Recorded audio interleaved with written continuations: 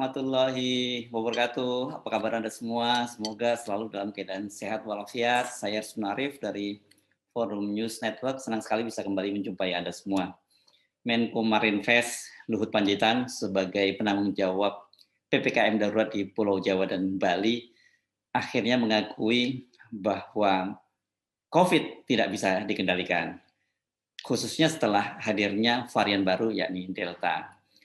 Pengakuan jujur Luhut ini sangat bertolak belakang, sangat berbeda sekali dengan klaim sebelumnya bahwa angka COVID itu sangat terkendali. Kan Anda masih ingat pada waktu itu dia bahkan menantang mereka-mereka yang menyatakan bahwa angka COVID tidak terkendali, angka penularan COVID tidak terkendali untuk datang kepadanya dan ditunjukkan datanya ke muka mereka. Agar saya tidak dituduh asal ngomong, coba kita simak kembali bagaimana ketika pada tanggal 12 Juli lalu Luhut mengklaim bahwa angka COVID terkendali. Jadi kalau ada yang berbicara bahwa tidak terkendali keadaannya, sangat terkendali. Jadi yang bicara tidak terkendali itu bisa datang ke saya, nanti saya tunjukin ke mukanya bahwa kita terkendali. Klaim Luhut bahwa penularan COVID terkendali ini banyak mendapat kritikan karena pada hari ketika Luhut mengklaim angka COVID terkendali pada tanggal 12 Juli itu Indonesia mencatat rekor baru. Penularannya mencapai 40.000 orang pada hari itu. Dan angka 40.000 ini kan angka psikologis. Luhut sendiri yang membuat patokan. Dia pada waktu itu menyatakan kalau sampai kemudian angka COVID menyentuh 40.000 orang, maka pemerintah akan menjalankan skenario terburuk. Coba Anda perhatikan sendiri, kan dia menyatakan bahwa skenario terburuk kalau sudah tembus 40.000. Jadi ini agak mengherankan kalau kemudian dia dengan gagah berani dengan sangat jumawa menyatakan bahwa angka COVID itu, angka penularan COVID terkendali. Dan bersama dengan klaim Luhut itu, Ali Mohtar Ngabalin juga membangga-banggakan Luhut. Menurut dia bahwa Luhut ini adalah salah satu jagoan dari Pak Jokowi yang sepanjang sejarah pemerintahan Pak Jokowi tidak pernah gagal dalam menjalankan tugasnya. Ali Mohtar Ngabalin menyatakan itu untuk menanggapi desakan dari publik agar Presiden Jokowi turun tangan langsung memimpin penanganan COVID. Jangan diserahkan kepada Luhut. Ini luar biasa sekali dua orang ini, Luhut dan Ngabalin. Sangat percaya diri ketika angka-angka penularan COVID menunjukkan fakta yang berbeda. Pada tanggal 13, sehari kemudian angka COVID naik menjadi 47.000 dan kemudian pada tanggal 14 naik menjadi tembus 50.000 dan pada tanggal 15 kemarin ketika akhirnya Luhut mengakui bahwa COVID tidak bisa dikendalikan itu tembus 56.000 orang. Pada hari Kamis tanggal 15 Juli inilah kemudian Luhut membuat pengakuan bahwa penularan COVID tidak bisa dikendalikan. Jadi kita menghadapi musuh yang beda. Jadi musuh yang beda ini ya tentu kita dengan segala resources yang ada kita hadapin, tapi tidak mudah. Karena nanti akan saya ceritakan kepada Anda bagaimana menyangkut obat, menyangkut tempat tidur, menyangkut oksigen, menyangkut sebagainya. Tapi supaya Anda tahu, ini dari studi yang saya tahu. Apakah 5 kali atau 6 kali tergantung siapa yang meneliti. Tapi yang jelas jauh lebih dahsyat dari varian alfa yang sebelumnya. Nah, peningkatan kasus akibat varian Delta ini kita bisa lihat contoh ini. Yang sekarang ini. Jadi per 13 Juli. Jadi jangan kita melihat bahwa Indonesia saja yang kena. Itu Inggris juga kena, Belanda kena. Perdana Menteri Belanda kemarin minta maaf karena dia menyetujui lepas masker beberapa waktu yang lalu, yang sekarang naik seperti ini, yang eksponensial. Itu semua juga, dan Malaysia sampai hari ini juga masih gini, itu semua juga Delta. Ini juga Rusia, Indonesia, Thailand, dan seterusnya. Amerika sendiri sekarang juga terjadi kenaikan luar biasa. Nah ini saya mohon supaya kita paham, varian Delta ini varian yang tidak mudah dikendalikan. Meskipun membuat pernyataan tambahan, ada embel-embel bahwa penyebab tidak bisa dikendalikan ini karena munculnya varian Delta, dan kemudian dia juga membanding-bandingkan dengan negara-negara lain, termasuk negara-negara di Eropa, tetapi pengakuan Luhut ini kemudian mendapat komentar dari mantan Menteri Kelautan Susi Pujiastuti. Komentar Susi sebenarnya pendek saja, dia cuma menyatakan bahwa kemarin menyatakan masih bisa dikendalikan. katanya sambil menautkan berita dari media yang berisi pengakuan dari Luhut Panjaitan.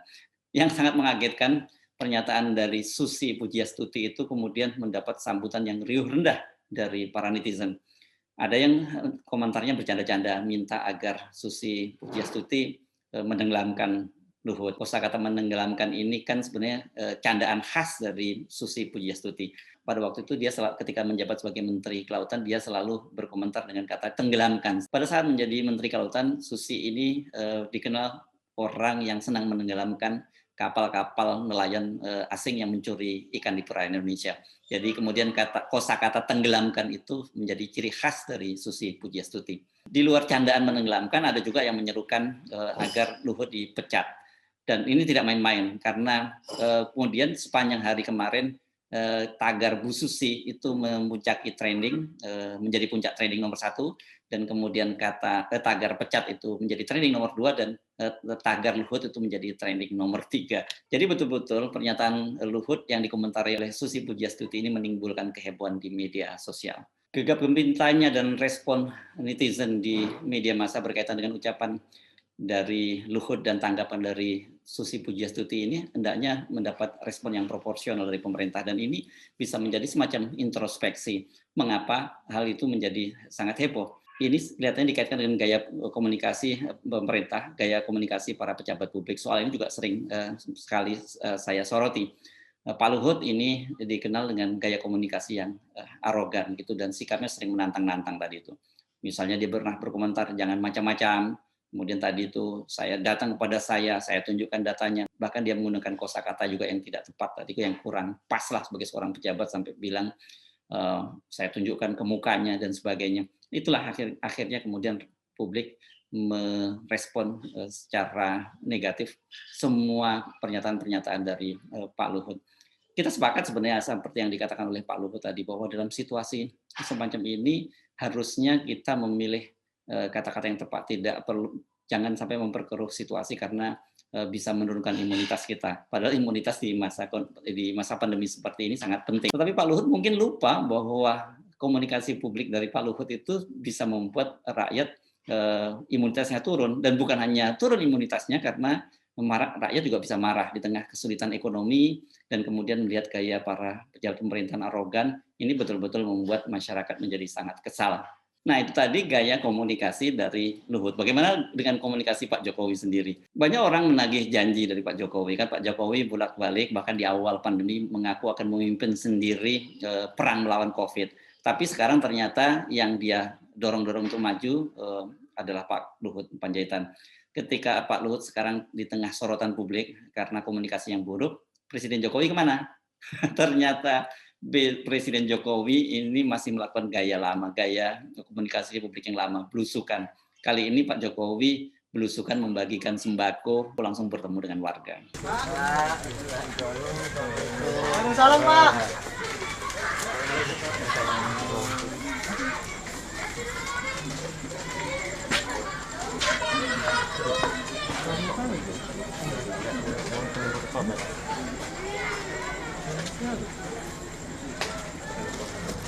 Kita punya hasil saya. Kita punya. Ya, terima kasih Pak. Bukan makasih banyak Pak. Ya, satu lagi. Iya. Ini juga nggak pergi. Enggak, saya di rumah, Pak. Nih. Makasih banyak ya, Pak ya. Fotoin. Tunggu Pak, gue mau foto dulu. Saya masih bertanya-tanya, Pak Jokowi itu sadar nggak ya kalau situasi negara ini sedang darurat, masyarakat sudah mulai terancam kelaparan. Pak Jokowi bagus bagi-bagikan sembako, tetapi sebenarnya kan peran seperti itu cukup dilakukan oleh RT atau RW lah paling tinggi. Dan kalau itu dulu menjelang pemilu, menjelang Pilpres dan Pak Jokowi melakukan kampanye, kita jadi paham. Kalau dalam situasi sekarang bukan itu yang dibutuhkan. Orang bukan butuh pencitraan, butuh melihat video atau foto-foto Pak Jokowi bagi-bagi sembako. Yang diinginkan oleh rakyat adalah mereka tetap tenang di rumah selama PPKM darurat, tidak perlu keluar rumah untuk terpaksa harus mencari makan, karena pemerintah tidak memenuhi kewajibannya melakukan PPKM darurat, tetapi tidak menjamin kehidupan sehari-hari dari rakyatnya sebagaimana diamanatkan oleh undang-undang. Kalau melihat data-datanya, saya sih menduga kemungkinan besar PPKM darurat ini akan diperpanjang. Hal itu kan sebenarnya sudah diisyaratkan oleh Menteri Keuangan Sri Mulyani, tetapi dibantah oleh stafnya Pak Luhut. Tapi angka-angkanya COVID kelihatannya memang tidak bisa terhindar, kita harus melakukan pendekatan yang sangat ketat. Kita harus melakukan pendekatan yang lebih keras, kita harus melakukan pembatasan mobilitas masyarakat yang lebih keras, karena dengan cara begitu COVID bisa dikendalikan. Saya kira rakyat mau bertahan di rumah, bisa tenang di rumah, tidak lagi kemudian melakukan mobilitas karena semua kebutuhannya dicukupi. Itu jadi mudah sekali. Tidak perlu pakai ancaman-ancaman, tidak perlu pakai gertak-gertakan. Cukup pemerintah mengambil kebijakan, cukup Pak Jokowi sebagai presiden mengambil kebijakan, yes pemerintah akan melakukan PPKM darurat, yes pemerintah akan melakukan lockdown, yes pemerintah akan melakukan karantina wilayah, dan semuanya dijamin oleh pemerintah. Jadi gampang kok. Jadi sebenarnya gampang kok semuanya. Rakyat kita tuh orang yang rakyat ini gampang nurut kok. Pak Jokowi, Pak Luhut, dan juga para pejabat pemerintahan, silakan sekali-kali mengamati fenomena di media sosial.